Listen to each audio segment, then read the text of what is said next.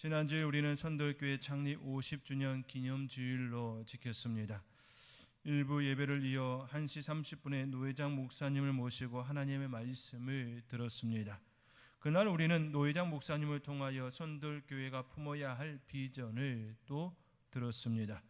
노회장 목사님을 통하여 우리에게 주신 메시지는 다음과 같았습니다. 첫째, 하나님을 두려워하는 교회가 되어야 합니다 였습니다. 하나님을 두려워야 한다는 의미는 공포가 아닌 경외라는 말씀을 하셨습니다. 하나님의 존귀하심과 능하심 앞에 우리는 하나님을 두려워하는 마음으로, 하나님을 경외하는 마음으로 서야 한다라는 메시지였지요. 바리새인의 자세가 아닌 세리의 자세로 나가야 한다는 말씀을 하셨습니다. 늘 하나님을 경외함으로 삶을 살아가는 복교회와 성도님이 될 수 있기를 주님의 이름으로 축원드립니다. 둘째, 나눠주는 교회가 되어야 합니다라는 메시지를 주셨습니다. 소유가 아니라 필요에 따라 나눠주는 교회가 되어야 한다라는 말씀이었습니다.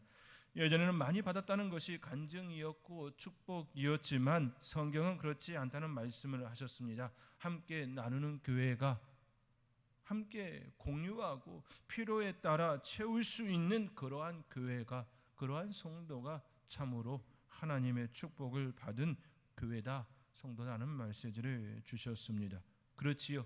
지금 이 시대에는 얼마나 가졌냐라는 것이 축복이 아니라 그 가진 것을 얼마나 잘 사용하고 있느냐, 하나님 나라에, 하나님의 마음에 합하게 잘 사용하고 있느냐가 축복임을 우리 또한 알고 있습니다. 그 말씀을 우리에게 메시지로, 비전으로 주셨습니다. 이렇게 되기 위하여서는 다 함께하는 교회가 되어야 한다는 메시지를 주셨지요. 어느 한 사람이 자라서 되는 것이 아니라 다 온전히 온 성도가 함께할 때에 이러한 축복이 임한다라는 말씀을 하셨습니다. 그러할 때에 하나님께서 더하시는 그런 교회가 된다라는 메시지를 주셨습니다. 사랑하는 성도 여러분, 지난주에 선포된 그 말씀을 기억하며 하나님을 두려워하는 교회와 성도, 하나님을 온전히 경외함으로 나의 삶의 자리가 그런 자리가 되어지기를 소망하며 살아가는 그런 성도, 채우기보다 나누는 교회, 필요에 따라 함께 공유하고 기쁨을 나눌 수 있는 교회와 성도, 혼자가 아닌 다 함께하는 교회, 그러한 성도, 그러한 교회가 되어 하나님께서 더하여 주는 축복이 있는 선돌교회, 그리고 저와 여러분이 될 수 있기를 다시금 주님의 이름으로 축원드립니다. 오늘은 하나님을 두려워하며 채우기보다 복음을 나누며 살았던 바울의 삶을 함께 살펴보기를 원합니다. 특별히 그는 옥에 있으면서도 기뻐하고 또한 기뻐하리라 고백합니다. 왜 그는 옥에 있으면서도 기뻐하고 또한 기뻐하리라, 기쁨 두 배를 말하는지 오늘 본문 말씀을 통하여 함께 생각해 보고자 합니다. 기뻐하고 또한 기뻐하리라, 고로 기쁨 두 배이지요. 기쁨 두 배가 왜 그 안에서 일어나고 있는지, 옥에 있으면서도 기쁨 두 배를 말하고 있는 그 이유에 대하여 우리 함께 생각해 보고자 합니다. 첫째로 바울은 하나님의 나라에 초점이 있었기 때문입니다. 바울이 기뻐할 수 있었던 근본적인 이유는 하나님 나라에 초점이 있었기 때문입니다. 바울은 지금 옥에 감금된 상태입니다. 그럼에도 불구하고 그는 지금 기뻐하고 또한 기뻐하고 있습니다. 그가 감옥에 있으면서도 기뻐할 수 있었던 이유는 무엇입니까? 그의 삶의 초점이 하나님 나라에 있기 때문입니다. 세상의 관점으로 보면 지금 바울은 매우 억울하고 불쌍한 자리에 처해 있습니다. 어쩌면 세상 사람들의 시각으로 본다면 어리석은 사람일 수밖에 없습니다. 그가 살아온 인생사를 잠시 생각해 보면 지금의 상황은 감히 상상할 수 없는 시간이며 모습입니다. 바울은 유대 디아스포라 출신입니다. 유대 본토에서 태어나지 않았습니다. 유대인으로 로마 영토인 다소에서 출생하였습니다. 그가 태어날 때부터 로마 시민권을 가진 유대 디아스포라였다라는 것이지요. 이미 신분적으로 안정적인 위치에 있었던 인물입니다. 그 당시 로마 시민권을 갖기 위해 많은 돈을 들여 그 시민권을 샀던 이들도 있습니다. 그만큼 로마 시민권은 매우 많은 혜택이 있었습니다. 우선적으로 사회에서 인정받았습니다. 그리고 안정적인 삶을 살아갈 수 있었습니다. 그리고 어느 곳에 가든지 로마의 보호 아래 있을 수 있었습니다. 어느 곳에 가든지 안전하게 다닐 수 있는 그런 혜택을 누렸던 것이지요. 그 당시 로마의 통치 아래 있지 않았던 곳이 없었기 때문입니다. 그 당시 고대 근동의 패권을 쥐고 있었던 나라가 바로 로마였습니다. 그 나라의 시민권자였습니다. 로마가 통치하던 시절 예루살렘은 로마의 속국들 가운데 아주 작은 변두리에 속한 작은 촌에 불과하였습니다. 바울이 로마 시민권을 가졌다는 하나의 사실만으로도 이미 그가 사회적으로 매우 안정적인 위치에 있었음을 드러내 줍니다. 또한 아버지에 의하여서 유대 본토에서 율법을 연구하고 배울 수 있도록 도움을 받았습니다. 그는 당대 최고의 율법 학자요 랍비들의 스승이요 바리새인 중에 바리새인으로 존중과 존경을 받았던 가말리엘, 그 가말리엘의 수화생으로 율법을 수학하였습니다. 우선적으로 그가 사는 집에서 떠나 유대 예루살렘에서 율법을 배웠다는 것은 경제적으로 어려움이 없었다는 뜻이지요. 예나 지금이나 다른 나라에서 공부한다는 것은 적은 비용이 들지 않습니다. 유학을 다녀온 이들을 높이 평가하는 이유가 여기에 있지 않습니까? 아무나 할 수 있는 것이라면 그것은 가치가 없을 것입니다. 비용도 많이 들고 또 그 자리에 들어가는 것이 결코 쉽지 않기에 소수만이 누릴 수 있는 그 혜택을 누리고 있는 것입니다. 더 나아가 그 당시 가말리엘에게 율법을 배웠다는 의미는 당대 최고의 율법 학자에게서 학문하였다는 의미입니다. 다시 말해 당대 최고의 지식인으로 랍비로 율법 학자로 인정받을 수 있었다는 의미입니다. 지금으로 따지면 미국에서 하버드에서 공부했다 이런 개념이 바로 바울에게 적용될 수 있는 모습이었습니다. 이러한 사실만으로도 충분히 바울이 어떤 신분의 사람이었는지 가늠할 수 있습니다. 정리하면 바울은 로마 시민권을 가진 자로서 사회적으로 안정적인 위치에 있었습니다. 그리고 유학을 할 수 있을 만큼 경제적으로 어려움이 없는 가정이었습니다. 더 나아가 당대 최고의 율법 학자로부터 율법을 수학하였습니다. 그는 자연스레 시간이 지나면 지날수록 사회적으로, 경제적으로, 학문적으로 최고의 자리에 머물 수밖에 없는 인물이었습니다. 그러나 지금 그는 옥에 감금되었습니다. 그것도 사회적으로 인정받지 못하는 신생 종교의 지도자로서 사회의 혼란을 일으키는 반란과 폭동의 주동자로 옥에 감금되었습니다. 그 당시 유대 사회에서 주된 주류는 유대계 유지요. 기독교는 신생 종교로서 아주 미미한 그런 상태였습니다. 아주 연약하고 보잘것없는 그런 모습이었습니다. 신생 종교의 지도자로 사회의 혼란을 일으키는 반란과 폭동의 주동자로 옥에 감금되었습니다. 일반적인 사회적 시각으로 보면 그는 실패자입니다. 낙오자입니다. 주류에서 벗어난 이단아입니다.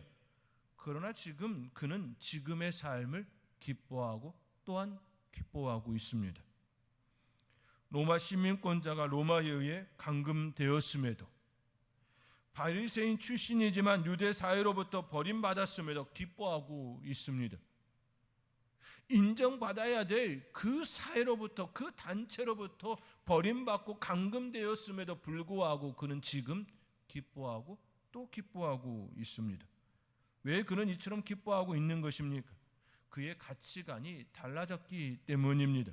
하나님의 나라가 무엇인지 또 그 나라가 주는 혜택이 무엇인지 진정으로 깨달았기 때문입니다. 그가 하나님의 나라를 알기 전에는 율법에 따라 율법에 갇힌 인생이었습니다. 복음을 모르고 은혜도 모르는 인생이었습니다. 율법에 갇혀 자유와 해방을 느끼지 못한 채 사람을 잡으러 다니는, 사람을 죽이는 인생이었습니다. 최고의 학문을, 최고의 율법 선생을 두었지만 그는 사람을 죽이는 자가 되었습니다. 그러나 예수 그리스도를 통하여 하나님의 나라가 완성되어 가는 것임을 알게 되었고 자신이 무엇을 위해 살아야 하는지 알게 된 지금은 사람을 살리는 자, 생명을 살리는 자가 되었습니다. 사람을 죽이러 다니던 자가 역전되어 복음을, 하나님의 나라를 선포하는 일꾼이 되었습니다. 자신이 받은 은혜와 복음을 결코 놓지 않으리라 다짐하며 기도하며 복음을 전파하는 하나님의 일에 하나님의 나라가 확장되기를 가장 바라며 그 일선에 섰습니다. 그로 인해 옥에 들어가고 감금된 삶을 살고 있지만 그것이 진정으로 자신을 묶을 수 없음을, 진정으로 자신의 안에 들어오는 그 자유를 앗아갈 수 없음을 알기에 몸은 자유하지 않지만 영원히 자유하기에 그는 기뻐하고 있는 것입니다. 자신 안에 들어온 참 생명, 자신 안에 들어온 참 기쁨, 자신 안에 들어온 그것을 놓지 않으리라, 아니 오히려 기뻐하고 또 기뻐하고 있는 것입니다. 그렇습니다. 사도 바울은 그의 가치관이 바뀐 이후 그의 삶은 하나님의 나라 관점으로 새로운 삶을 지금 살아가고 있습니다. 몸은 갇혔지만 영원히 자유한, 영원히 편안한 그 삶을 통하여 지금 기쁨을 누리고 있습니다. 오늘 본문 12절의 말씀입니다. 우리 함께 12절의 말씀 우리 함께 읽겠습니다. 형제들아,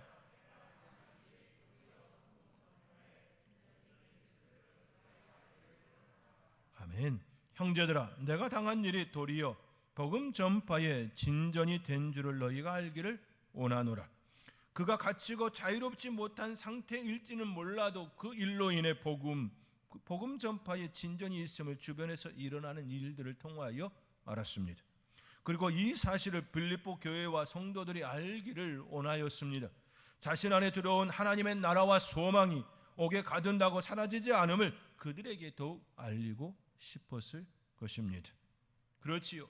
이미 내 안에 들어온 그 평안함, 내 안에 들어온 하나님으로 인하여, 예수 그리스도로 인하여 들어온 그 기쁨, 그 소망, 그 비전, 내 안에 이미 들어와 자리하고 있는 그것 널리 알리고 싶은 것이 당연한 것 아니겠습니까? 너무나도 크기, 너무나도 나의 삶을 지배하고 있기에, 억눌림이 아니라 참 자유함을 그 안에서 누리고 있기에 함께 이 기쁨을 공유하기를 원하는 것, 당연한 것 아닐까요? 사랑하는 성도 여러분, 여러분은 하나님의 나라에 대한 소망이 있습니까? 하나님의 나라에 대한 비전이 있습니까?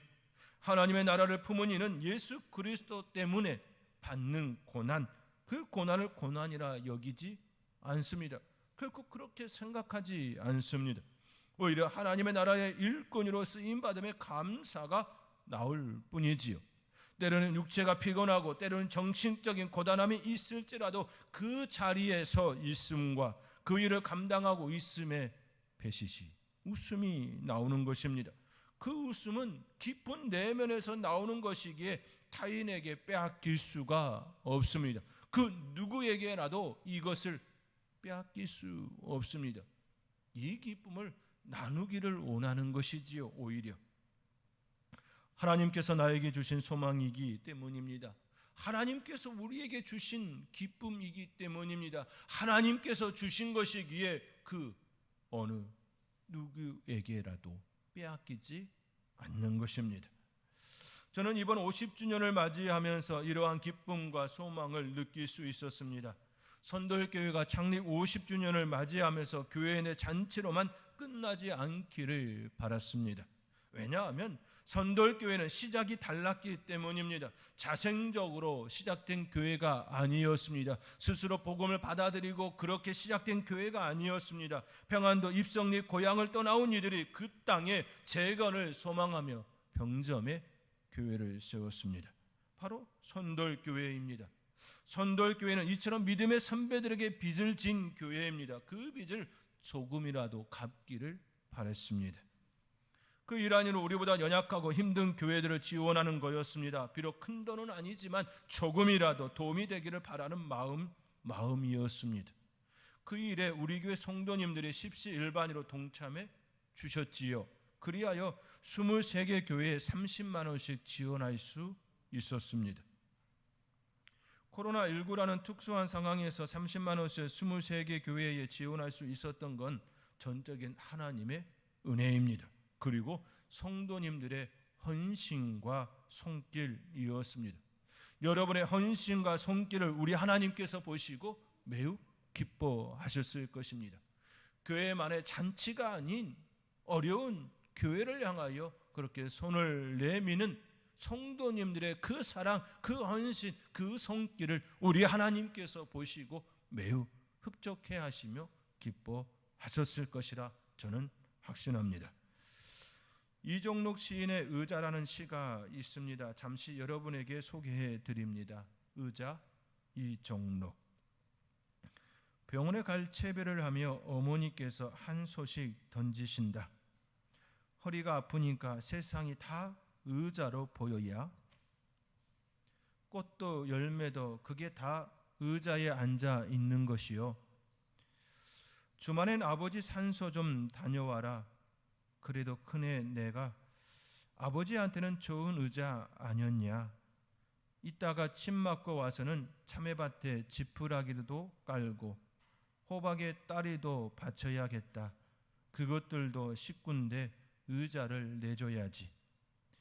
싸우지 말고 살아라. 결혼하고 애 낳고 사는 게 벌거냐. 그늘 좁고 풍경 좋은 데다가 의자 몇 개 내놓는 거요. 시인은 어머니의 말을 빌려 누군가에게 의자가 되어줄 것을 다짐하며 또 당부합니다. 23개 교회에 30만 원, 비록 큰 액수는 아니지만 그들에게 좋은 의자가 되었을 것입니다. 그들을 생각하는 교회가 있다는 것에 우선 마음의 의자가 되었을 것입니다. 그들을 생각하고 그들을 위하여 기도하고 여전히 우리와 함께 한다라는 그 마음을 그들이 받았을 것입니다. 그 마음의 의자가 그들에게 한 자리 되었을 것입니다. 그리고 더 나아가 그것으로 꼭 필요로 했던 것을 구입하거나 사용하는데 물질의 의자가 되었을 것입니다. 그 교회들 가운데는 꼭 필요로 했던 것을 기도하며 소망했던 교회들이 분명 있었을 것입니다.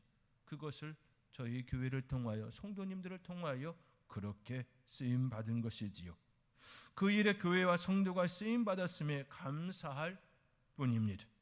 이러한 일을 할 수 있었던 것은 전적으로 우리 안에 하나님의 나라에 대한 소망이 있었기 때문입니다. 하나님의 나라에 대한 비전이 있었기에 함께 나누고 함께 내어줄 수 있는 그러한 시간이 되어준 줄 저는 확신합니다. 하나님의 나라를 위하여 복음 때문에 내어줄 수 있는 마음과 물질이 있음에 진정으로 감사한 시간이었습니다.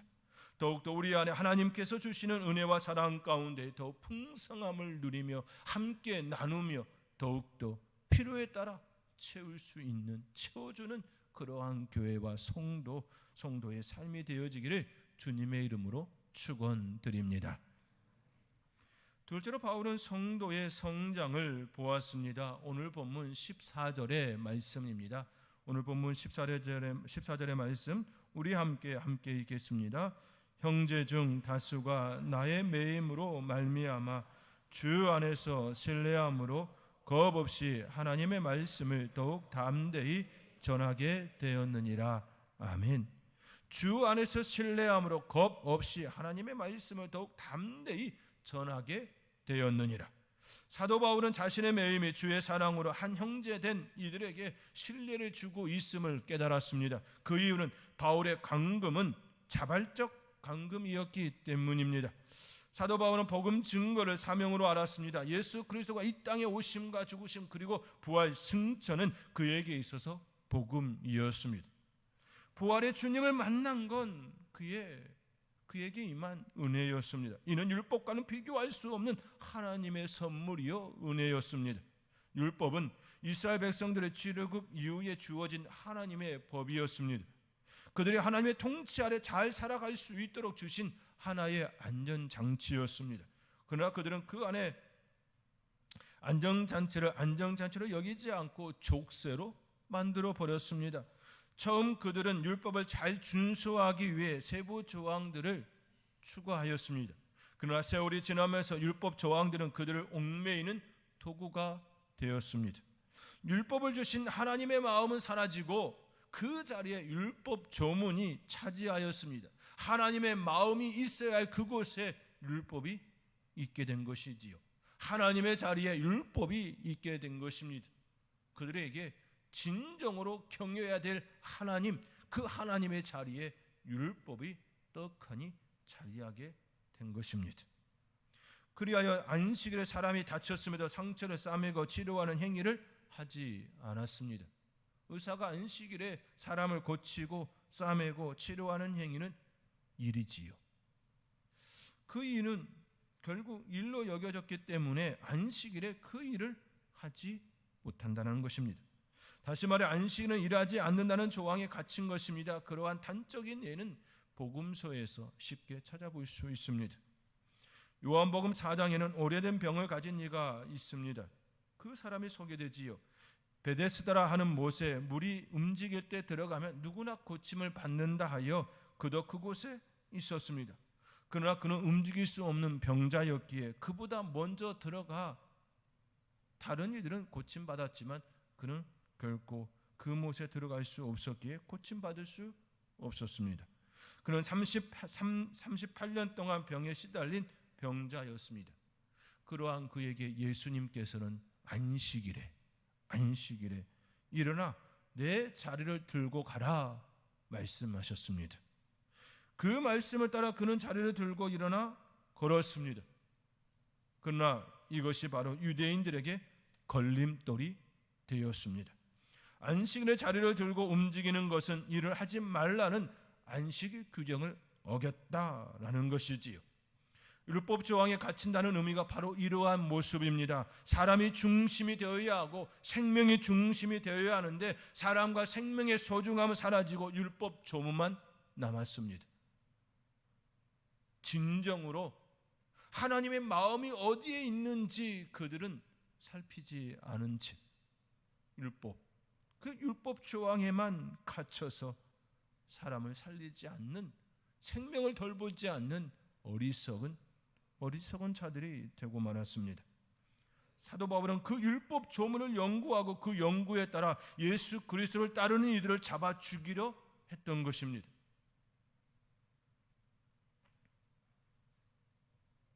율법 조문에 갇힌 그의 인생의 모습인 것이지요. 그러나 그가 알고 배운 율법의 진정한 의미가 그것이 아님을 부활하신 주님을 만나고 깨달았습니다. 예수 그리스도를 만나기 전 율법은 생명을 죽이는 율법 조문이었습니다. 그러나 예수 그리스도를 만난 이후 율법은 예수 그리스도를 가리키는 몽학 선생임을 인지하였습니다. 몽학 선생의 역할은 자녀가 깨달음을 가질 때까지 안내하는 역할입니다. 이제 바울은 율법의 진수가 무엇인지, 복음이 무엇인지 깨달았기에 율법에 갇힌 인생이 아닌 율법을 초월한 믿음의 사람, 은혜의 사람, 은혜를 입은 사람이 되었습니다. 진정 하나님의 은혜 가운데 생명을 살리는 자가 된 것이지요. 율법은 복음을 안내하는 몽학 선생입니다. 율법은 죄인임을 깨닫게 하는 안내서입니다. 안내서의 역할은 거기까지인 것이지요. 안내서로서는 생명을 살릴 수 없습니다. 생명을 살리는 것은 복음입니다. 예수 그리스도의 복음입니다. 이 사실을 깨달은 바울은 복음을 위하여 제1선에 서게 되었습니다. 그로 인해 옥에 갇혔습니다. 그는 이제 깨달았습니다. 자신 때문에 죽임을 당했던 스데반 집사가 마지막으로 하늘을 향하여 부르짖었던 그 음성의 의미를 깨달았습니다. 스데반 집사님은 돌에 맞아 죽을 때 주 예수여 내 영혼을 받으시옵소서, 주여 이 죄를 그들에게 돌리지 마옵소서 간구하였습니다. 저들이 알지 못하여 자신에게 돌을 던지는 그들을 진정으로 용서한 것입니다. 진짜를 가진 사람은 가짜를 가진 이를 보면 긍휼의 마음, 안타까운 마음이 일어날 수밖에 없습니다. 그리고 절대로 자신이 가진 진짜를 부끄러워하지 않습니다. 오히려 죽음 앞에서도 당당합니다. 그 이유는 하나입니다. 진짜를 가졌기 때문입니다. 진짜를 소유하였기 때문입니다. 진짜를 소유하였기에 가짜를 가지고 의시되는 그들이 불쌍하게 보이는 것입니다. 안타깝게 보이는 것입니다. 어찌하여야 할까? 그러한 마음이 우리 안에 일어나는 것이지요. 지금 사도 바울은 스데반이 가졌던 그 심정으로 옥에 들어가 있습니다.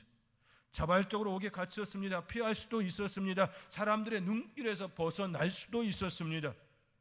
그러나 복음 앞에 그럴 수 없었습니다. 왜냐하면 복음이 진짜임을 알고 있기 때문입니다.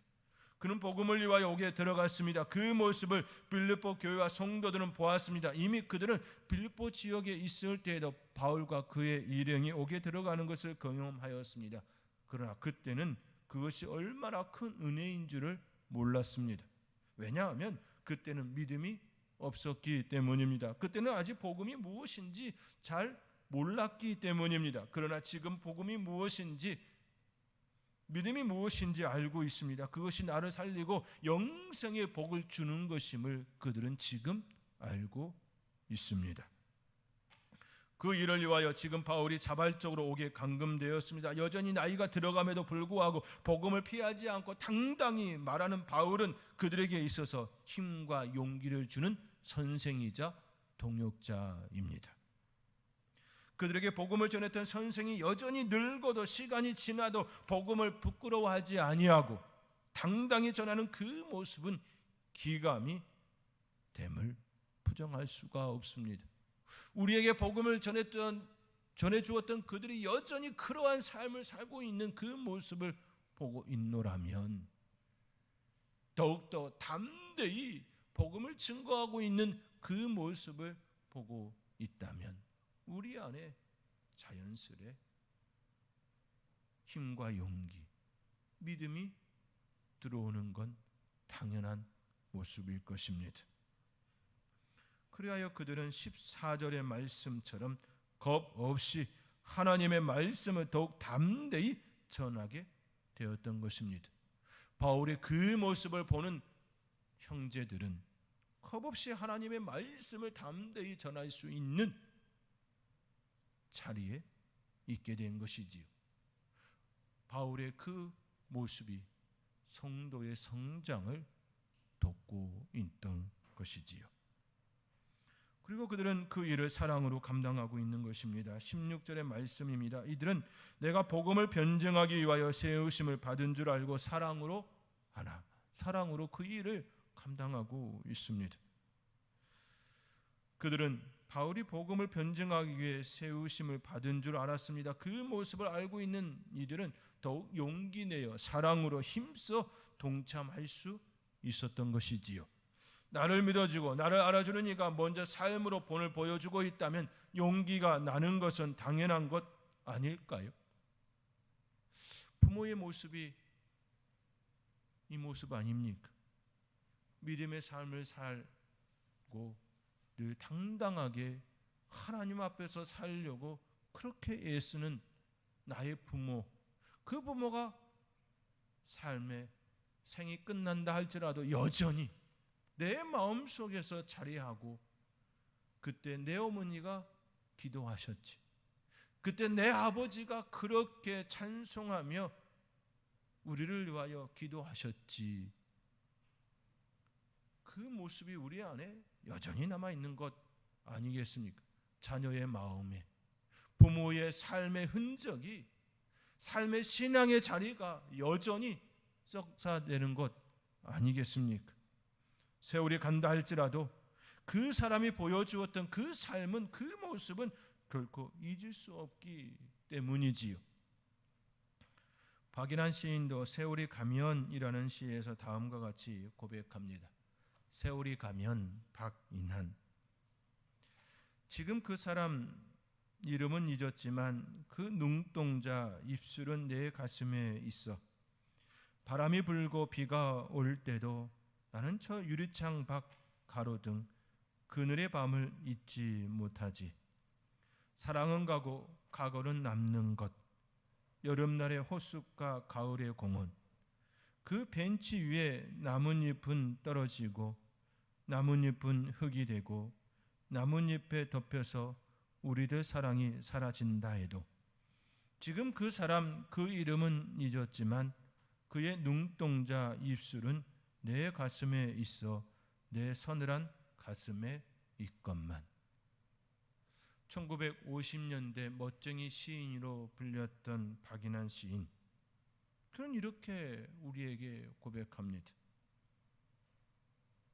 사랑이 가고 가고는 남는 것. 그 세월 속에 나뭇잎이 떨어지고 그 나뭇잎이 흙이 되고 나뭇잎에 덮여서 우리들 사랑이 사라진다 해도 여전히 우리 안에 남는 그것이 있음을 말하고 있습니다. 세월이 간다 할지라도, 모든 것이 사라진다 해도 그 사람이 남긴 생채기는 남는 것입니다. 역사는 남는 것입니다. 역사가 무엇입니까? 삶의 흔적이 아닙니까? 우리가 살다 간 그 흔적이 아닙니까?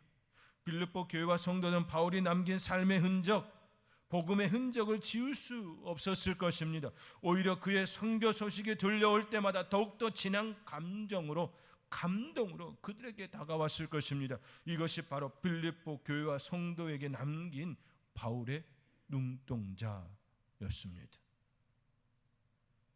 사랑하는 성도 여러분, 이러한 사실을 바울은 알고 있습니다. 자신의 행동이 성도들의 신앙을 성장하는 데 일조하는 것을 알고 있습니다. 복음을 부끄러워하지 않고 당당히 맞서는 자신의 모습은 세상을 변화시키는 열쇠임을 그는 알았습니다. 당당히 복음을 전하는 그 모습은 성도를 성장하는 열쇠임을 알았던 것입니다. 세월이 간다 할지라도, 시간이 간다 할지라도 삶의 흔적은 남는 것입니다. 우리가 지금도 여전히 바울의 삶을 보고 배우는 것은 복음에 대한 열정입니다. 복음에 대한 순수입니다.